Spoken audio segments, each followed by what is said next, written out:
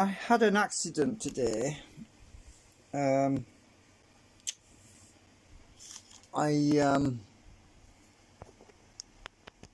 knocked my generator.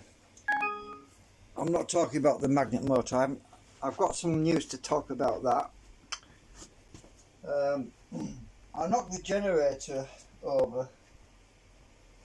The whole thing fell on the floor. That's what happens. That's what happens to me. I broke the leg off one of the magnet stators. I've stuck it back on with acetone. It's drying. Yeah. Shit happens, as they say. What I did was I put the magnet motor on the table right there where my finger's pointing.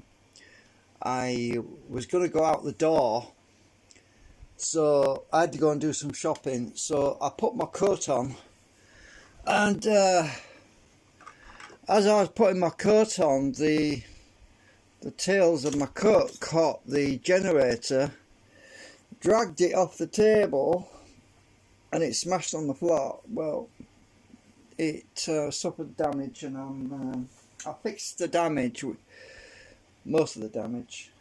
I also the motor that drives the generator, I broke the little stub that plugs into the socket on the stand. This broke off. I used some my homemade plastic glue to stick this back on.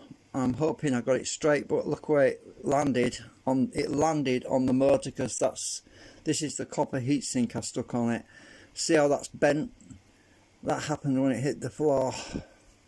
So yeah, I'm going to put all that back together later.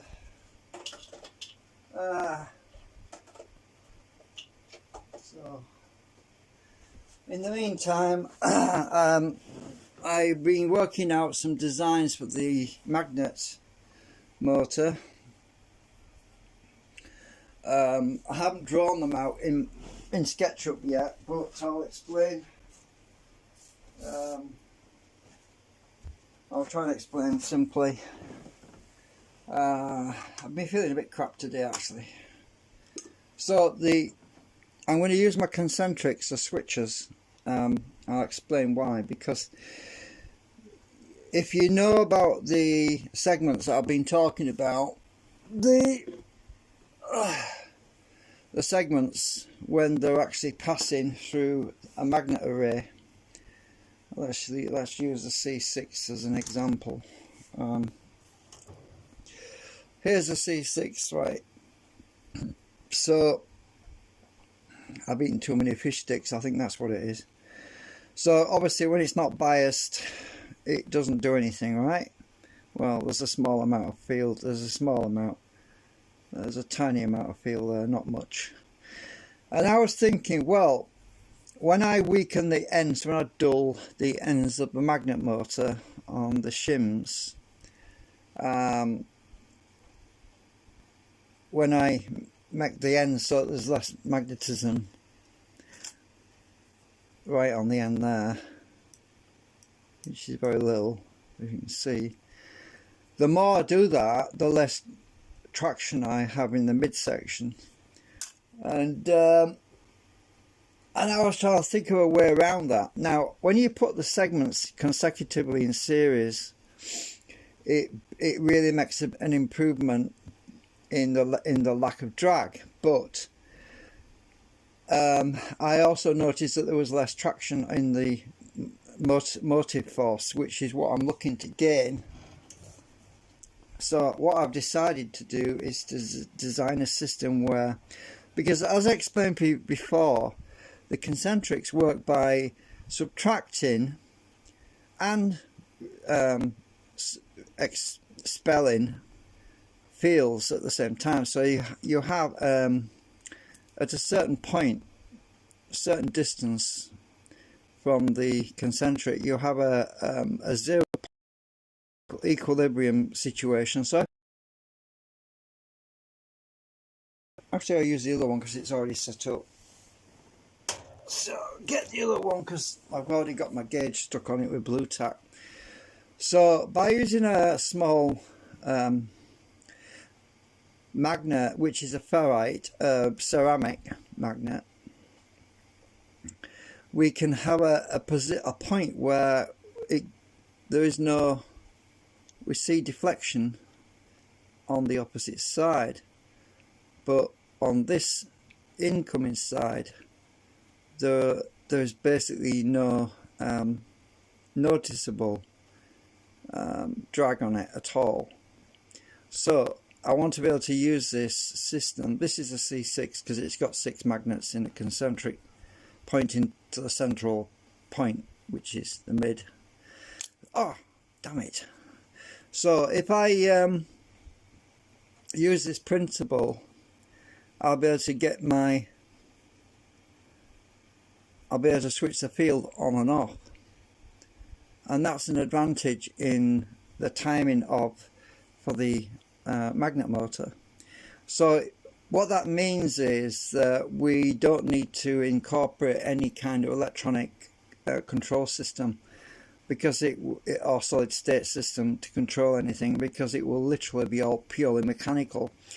Now I'm sure there's some people out there that will say, oh yeah, but you can't do that because whatever attraction or is going on here will translate through here to the magnets and it cancels itself out. But that would be true if it wasn't for the fact that this inverts everything, right?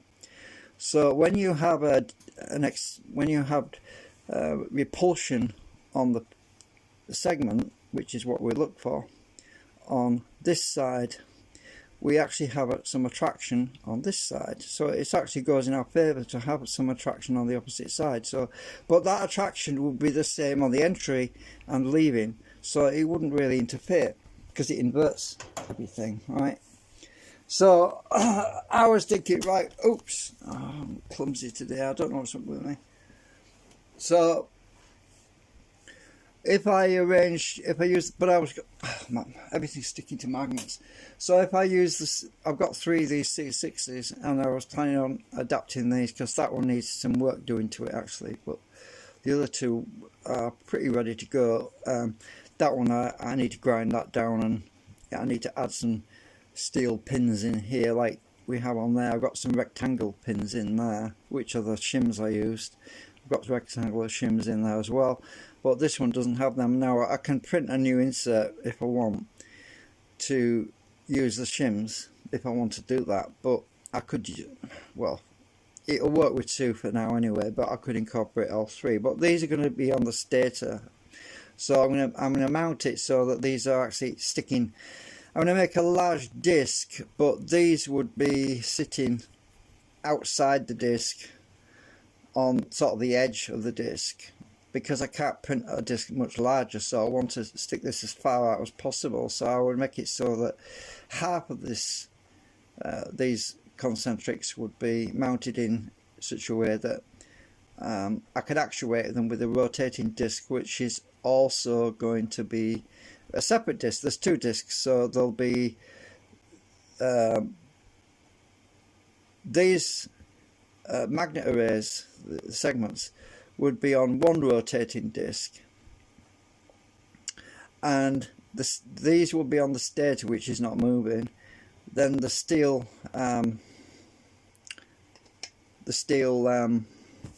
coupling bars, these would also be on the concentrics, mounted on the concentrics, which are on the stator.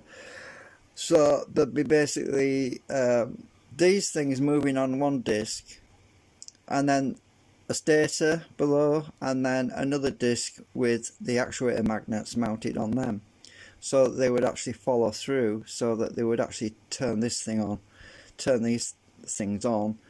As it enters, just as it enters, it would turn on, then it would do its stuff, then instead of having that drag issue as it's leaving, it would be turned off again. So if I just bias this slightly, you can see that it will move. So I'm trying to get this in the right place so you can see, but if I stick that there, then I bias it. I'm holding it with my finger actually, but I'm trying to, let's just bias it the wrong way around. That's the reverse bias. Let's bias it the right way around. Now it kicks it out. So you see, we would have a gain by doing it like that, because when I bias this, it's got actually that's the right way around. So when it's on, but I don't want to have that drag issue, you see, because the drag issue is breaking it again. So acceleration, then as it leaves, there's braking. So I just want to eliminate the braking as it leaves. By using a timing disc, I can actuate this and turn them on. So that would solve a lot of problems by doing that. There's a lot of attraction on here because of all the iron on here, but by using the ferrite, which is partially reverse biased, it's as in, when I mean reverse biased, I mean the ceramic magnet that's on the back of here, it's actually pushing against this magnet slightly, very slightly. I've actually found out you can remagnetize these ceramics just by putting a really strong magnet on both ends, both the side of the disc. So if I get one of the other ceramics and I stick this on here like that, and I get another set of magnets, I'll just get rid of this ball bearing, and that is biased one way, right? And so that magnet is been charged really. It's much stronger now than it was before. It's a lot stronger. But if I reverse it, it's opposing there now, it's pushing. But if I stick it on there like that, and I stick that on there like that, now that magnet has been charged in the other direction. So it wants to stick that way now. It doesn't want to fly off. Because I've discovered that, and I didn't realise you could do that with the ceramics. I knew you could do it with the Alnicos, but I didn't realise you could do it with the ceramics. Now, because of that, I means I can apply a certain amount of reverse biasing to these ceramics, and then it will make it easier to create an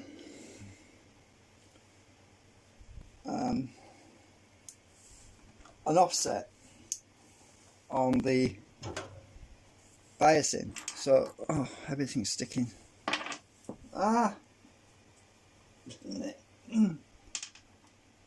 Just move everything out of the way. So in other words, when I'm pushing on here, I can bias this magnet, this ceramic that's on the concentric, in such a way that it has a certain amount of pull, as in reverse biasing, so that it will actually pull itself naturally when it's not being biased. It will pull itself into the segment, and then apply, at that time it will start to get biased positively to kick the segment away, right? Which is reverse biasing, but this is going to be equalized more or less, so there's a balance in between the equilibrium of pushing and pulling at the same time. It'll kick it away, then as this leaves, it's not really going to feel any drag. That's my theory. That's what I think is going to work. So anyway, I've got to model it. I just haven't done it yet because I'm still waiting for magnets anyway. There's no rush. I mean, and I needed to chill out a bit and take things slow, because I don't know if it's just this weather or what, sunspots or what, but Schumann resonance is crazy.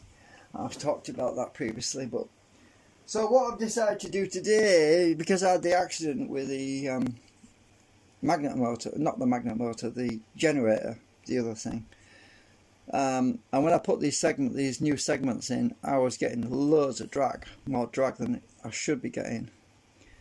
So what I've decided to do is pop all these out. So I'll give myself something to do, pop these segments out and reverse all these cores, because I'm going to try, because one way around these cores, these segments, these little things I made, one way around they have more cogging than the other way around. So I'm going to reverse them to try them the other way around. So if I get the right shaped magnets, which are these rectangular magnets, and I test for cogging on there and put it on the other side, I don't know. You see, it's subtle. It's a very subtle change, but when it's added together with all the segments, it might be a big improvement. I think it feels less coggy there. So I'm going to flip them around and put them back in. So easy peasier than it would have been otherwise. You see, if I hadn't done it like this, I hadn't designed it like this, then I would have had to print the whole thing again, which is not cool. It's good that I can just do this and try different configurations. And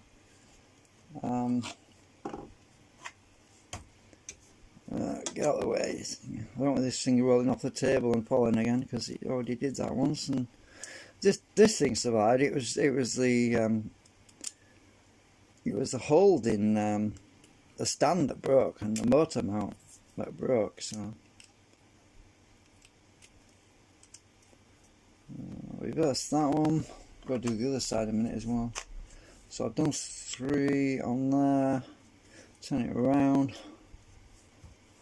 I'll see if the cogging's any better when I put this back together. But I'm not going to put it back together today, because that leg on that bracket is still not hardened. It needs to be cured overnight, because it'll just break again if I try to put it back together too soon. It's just going to break again.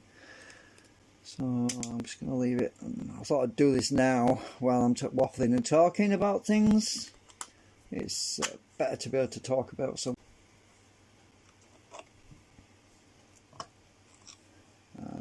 Get my hook in. Come out, you bugger.